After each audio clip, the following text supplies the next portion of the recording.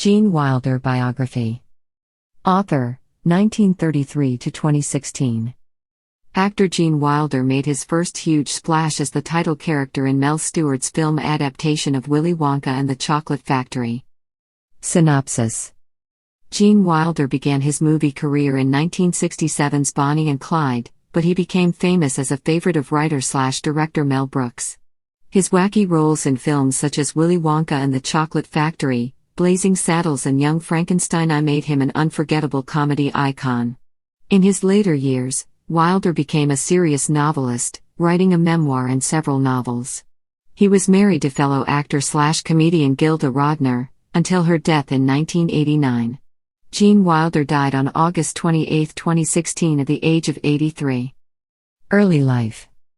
Gene Wilder was born Jerome Silberman in Milwaukee, Wisconsin, on June 11, 1933, to a Jewish family. His father, William, had emigrated from Russia.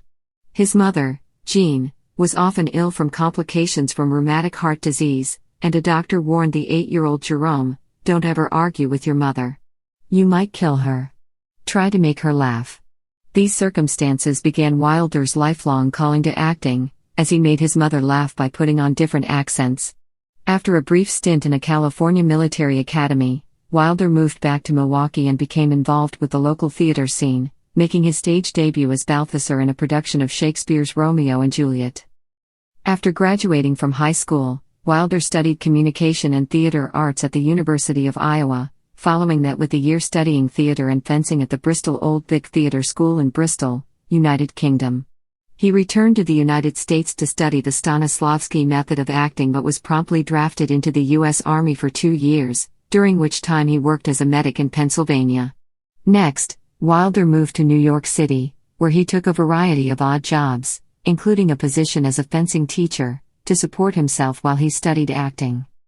Early career. At age 26, Wilder decided that he couldn't quite see a marquee reading Jerry Silberman as Macbeth and took the stage name Gene Wilder. He took his new first name from a character in a Thomas Wolfe novel, and his last from the playwright Thornton Wilder. He started appearing with some regularity in off-Broadway and Broadway shows. In a 1963 production of Mother Courage and Her Children, he met Anne Bancroft, who introduced him to her boyfriend, Mel Brooks. Wilder and Brooks became fast friends, and Brooks decided he wanted to cast Wilder in a production of the screenplay he was writing, The Producers. Lead in Willy Wonka. Wilder made his film debut with a minor role in 1967's Bonnie and Clyde. He took on his first major role a year later in The Producers, playing Leo Bloom against Zero Mostel's Max Bialystock. The film was a box office flop and received mixed reviews, but Wilder earned an Academy Award nomination for Best Supporting Actor. He quickly became an in-demand commodity in Hollywood, taking parts in several comedies, including the idiosyncratic title character in Willy Wonka and the Chocolate Factory. Willy Wonka brought to life the weird and wild Roald Dahl book of the same name, and it thoroughly established Wilder as a leading man who could hold his own in any comedic situation. As the enigmatic Wonka, Wilder chewed the scenery right into a Golden Globe nomination for Best Actor and became known to a legion of young filmgoers. Despite Wilder's personal success, though, none of his films of this period met with much commercial success. He finally broke that streak with a role in Woody Allen's 1972 film Everything You Always Wanted to Know About Sex, but were afraid to ask. He then took a last-minute role in Brooks's 1974 comedy Blazing Saddles, a decision that would help define his career. Blazing Saddles and Young Frankenstein. Blazing Saddles was a Western like no other, and it set out to offend every viewer equally, becoming a cult classic. 1974 was a particularly full year for Wilder releases, as he was reunited with Mostel for Rhinoceros, played a fox in The Little Prince, and co-wrote Young Frankenstein with Brooks. Like Blazing Saddles, Young Frankenstein set out to turn an established genre, this time horror, on its head. Starring Wilder as the infamous Dr. Frankenstein's grandson, the long-standing audience favorite is unrelenting in its jokes and sight gags, and co-stars Cloris Leachman, Terry Garr, Madeline Kahn and Peter Boyle as the monster. Wilder also wrote, directed and starred in 1975's The Adventure of Sherlock Holmes' Smarter Brother and 1977's The World's Greatest Lover. While Young Frankenstein was a hit and achieved a huge cult following, the others failed to gain positive critical response and were commercially unsuccessful. Films with Richard Pryor. Still, Wilder was able to forge ahead with a film career well into the next decade. He co-starred with Richard Pryor in 4 projects: Silver Streak, 1976, Stir Crazy, 1980, See No Evil, Hear No Evil, 1989, and Another You, 1991. Stir Crazy, in which Wilder and Pryor played prison inmates, was a notable hit, and like Blazing Saddles before it, the film helped to cement Wilder's reputation as a screen legend. In 1979, Wilder's performance in another Western comedy, The Frisco Kid, drew praise.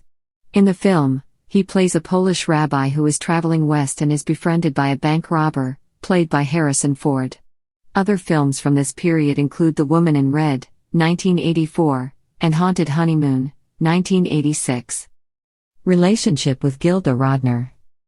In 1981, Wilder co-starred with Gilda Radner, a comedienne best known for her role as an original cast member on Saturday Night Live, in the Sidney Poitier-directed Hanky Panky.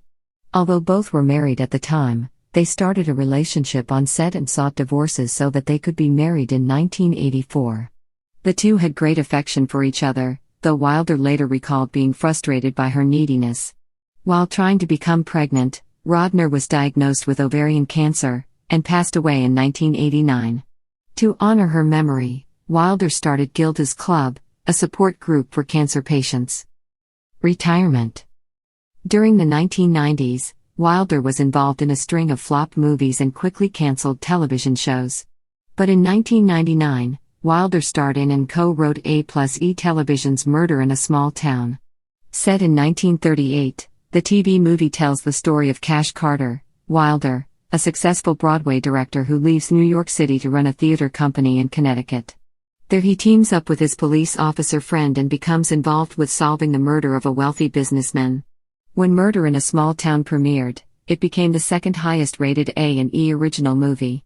That same year, Wilder announced that he had been diagnosed with non-Hodgkin's lymphoma, from which he recovered with the help of chemotherapy and stem cell transplants. When the 90s came to a close, Wilder effectively retired from show business. Though he appeared as a guest star on Will and Grace in 2002 and 2003, he soon gave up on show business. I like show, but I don't like the business. In 2005, he published a memoir, Kiss Me Like a Stranger, My Search for Love and Art. Life as a writer. Wilder continued to write and published 2 novels and a collection of short stories since 2007. I'm not a natural writer like, let's say, I'm not talking about Arthur Miller, that's a whole other thing, but let's say Woody Allen. But the more I've written, the more I've found that there is a deep well in me somewhere that wants to express things that I'm not going to find unless I write them myself, Wilder said in a 1999 New York Times interview. Personal life and death. Wilder was married 4 times. His first marriage to wife Mary Mercier lasted 5 years from 1960 to 1965. He then married Mary Joan Schutz in 1967 and adopted her daughter, Catherine, whom he later became estranged to after he and Schutz split. Wilder married SNL alum Gilda Radner in 1984 and were together until her death in 1989. Wilder married Karen Webb in 1991. Gene Wilder died from complications of Alzheimer's disease on August 28, 2016 in Stamford, Connecticut. He was 83.